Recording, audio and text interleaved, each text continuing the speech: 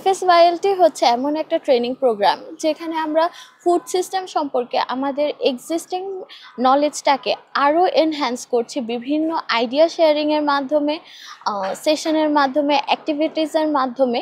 এর পাশাপাশি আমরা বিল্ড আপ করছি আমাদের লিডারশিপ স্কিল, যেখানে আমরা লিড করব এমন একটা ইনিশিয়েটিভে যেখানে যে ইনিশিয়েটিভের মাধ্যমে আমরা একটি কমিউনিটিকে এঙ্গেজ করতে পারবো এবং তা আশা করতে পারবো যে তারা দীর্ঘকালীন সময়ে একটি ইতিবাচক প্রভাব ফেলতে পারবে এই ইনিশিয়েটিভের মাধ্যমে। FSYLT or Food System Youth Leadership Training is a training which is organized by GAIN, and it actually focuses on the youth.